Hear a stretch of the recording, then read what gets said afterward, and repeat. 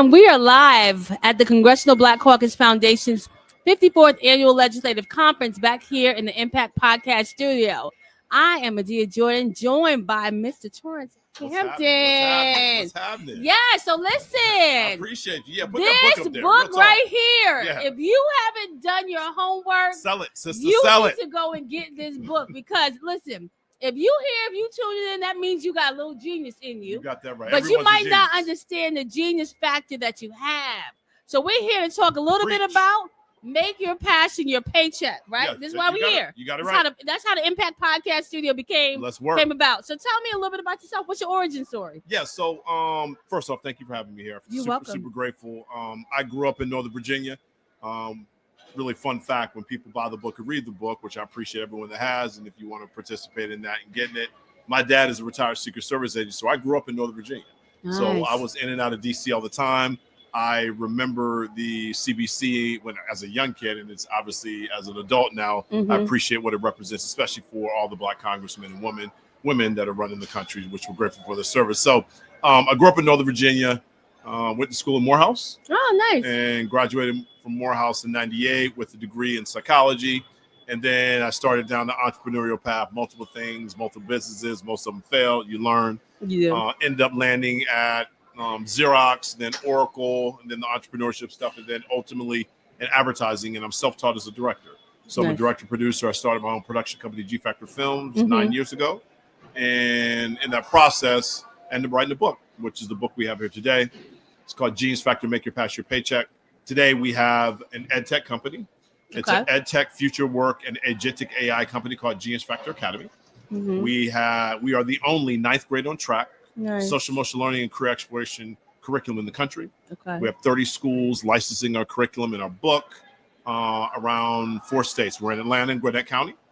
We have 2 schools there. We're in Denver, Colorado, and have 5 schools. We're in Miami-Dade, the 3rd largest county in the country. We have 7 schools. We're in New York City, the largest school system in the country. We have about 10. And then upstate New York for a total of 30 and around 4,000 students that use our curriculum. And the goal is simple. We believe in Genius Factor. Everyone's a genius. Everyone has a genius level talent. The problem, Adia, is that the current pedagogy and curriculum in K-12 education, specifically high school, does not prepare our youth for success. And my book helps with a series of activities, but it primarily helps them get focused on career pathways based on what they love. So they can live in a world where work and pay are one, thus the name Make Your Pass Your Paycheck. So that's what we do, and kind of some unique things about how we do it. I can talk about that, but that's kind of it in a nutshell. So I'm going to get into how you do it, but I do want to talk about the confidence level that you must inject into these students. 100%. I mean, because that's part of the goal. Yeah. So in my book, there are 9 types of geniuses. I'm a social genius and a visual genius. So my social genius, I know how to win and influence people. I love engaging like you. Today, we're chopping it up one-on-one, but I can be in front of a crowd of 100,000 people or 10,000 people doing a keynote. It doesn't matter for me. So I feed off of that. I'm also a visual genius, and that plays out of me as a director and producer. Nice. Right? Same. So so I can kind of do both of those. But yes, I try to model what I want the kids to be and see the energy is important. I love what I do. And because I love what I do, that's infectious. You see it. Yeah. You see my passion, right? You see my energy. Indeed. And that's really, really important for us in our book, in our movement.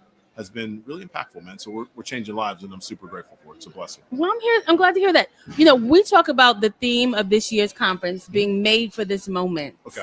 Yeah. What did that mean to you? Yeah. So it's interesting. We're in a very interesting time, right? And I was able to host a panel earlier, which I was grateful for. Really great insight. And I think I just got back from Houston, Texas, when I flew here this morning for this event.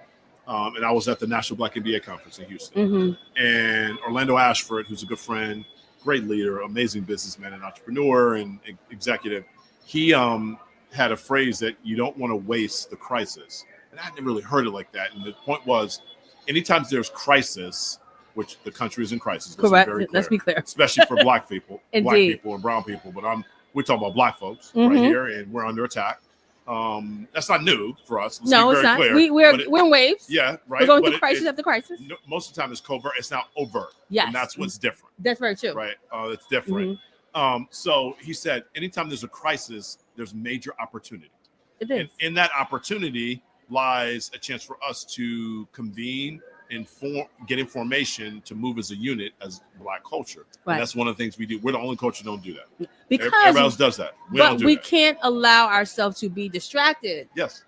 We can't allow ourselves to be distracted. It's a lot of nonsense. It's a lot of it. It's a lot of everything that's distracting. Yes. So your point. So I didn't want to cut you, but I want to make sure I answer your question. You asked about what does it mean to be in the moment. Yes. I think the moment is a massive opportunity, and opportunities have expiration dates, so we have to execute now. Right. So finding a way to find our space in there, creating businesses, moving to create generational wealth, because the only thing that really that this country really recognizes and respects is capitalism. Indeed.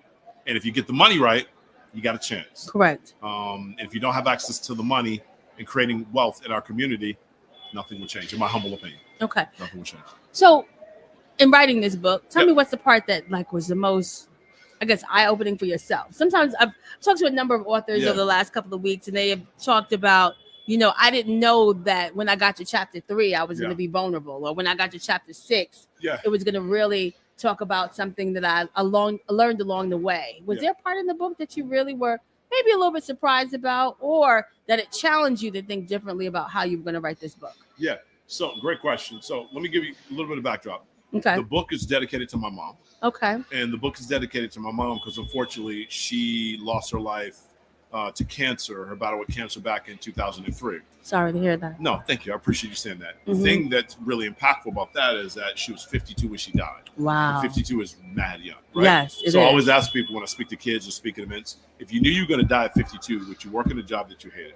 No. The answer is hell no, actually. Right? Let's be real. Yes. If you knew you were going to die at 52, would you wake up every day being around people that are toxic, including family members and friends? No. So I'll tell the kids, you got to, just like on Instagram and Snapchat, you got to unfollow people in real life. Very true. Right? Which is hard for people 100%. because it's very hard. Yeah, it's very hard. So to your point, the book was dedicated to my mom. So all of it was a challenge because it was also very cathartic for me. Okay. And I wrote it for me. I ain't writing for nobody else. That's good. And ended up, God blessed me in that the book became a movement, and we've sold a few thousand copies of it, which I'm grateful for. Turned into the curriculum, and that's really helped us grow it. Got it. But all of it was challenging. I will say that moment that was kind of unique for me was during COVID. That's when I went in on it because I didn't have any excuses for not to do it. So that was the moment. It wasn't really writing it. It was the moment to really get focused and knock it out. It minimizes distractions for a lot of people. It's like, you stuck in the house. You ain't got no excuse. You have no can't excuse. Go nowhere. Correct. Let's work. Correct. So I knocked it out during COVID. Well, that's good. That was a blessing for me. COVID was great. So listen, COVID was amazing. It was a blessing. I was like, I don't have to really talk to people if I don't want to. Let's work. I was really focused. I was excited about it. Yeah, for sure. So I do want to talk about the passion part, right? So outside of the book, outside of the academy, what are you passionate about?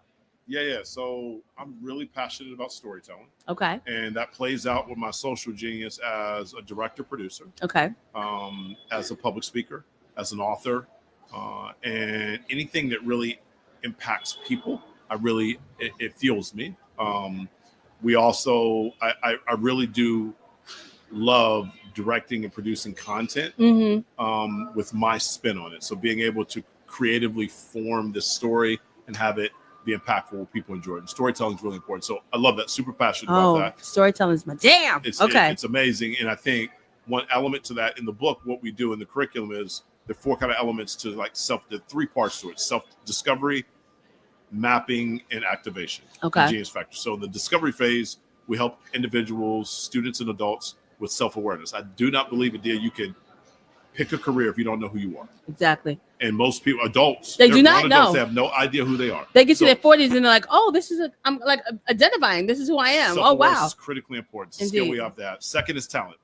Everyone's born with innate God-given talent. You can do nothing to get it, but you got to identify that talent to develop into a skill. Indeed. Third is passion. You got to have passion.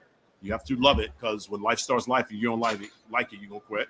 And the last is genius. So if you can heighten yourself to self-awareness, identify your passion, align it to talent and a genius factor, now you can focus on a career path. And the 9 types of geniuses: music genius, athletic genius, visual genius, social genius, tech genius, numbers genius, eco genius, word genius, spiritual. Wow. And I could put all 8 billion people to one of those categories. Now they can activate it in daily life, so they can go focus on a career path, the map. So if you're a music genius, you focus on music careers. If you're athletic genius, you focus on things tied to sports and athletics. If you're visual, numbers, so on and so forth. Nice. So now you're aligning what it is you love what your talent is, and now we go make money. And that's it in a nutshell. And that's how we approach life, and that's how we think we can change the world, helping to influence every individual on the planet to make the passion a paycheck so they can live in a world where work and play are one. Okay. So speaking of make your money, how can people find you? Yeah, so you can go very simple, torrancehampton.com, TORRANCEHAMPTON.com, Genius Factor Academy.com, and I'm on Instagram at Torrance Hampton, the #1. And send me out. And Okay. The book is there. You go to Amazon and buy it too, and it'll be there tomorrow. Okay. Or Well, tell Alexa. Torrance listen, Hampton book, tell buy her. Tell Alexa that you got Torrance Hampton, you got make a passion paycheck. Send it. That's it.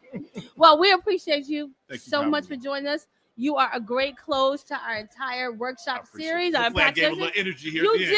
End of the day, we got to raise the bar. This works because at the end of the day, people need to find the genius. We're talking about a bunch of content all day. People need to understand this, and I'm so grateful to have you on the show. Thank you for having me. You're welcome. I appreciate it. Thank you so much. Have an amazing day. Will do. You too.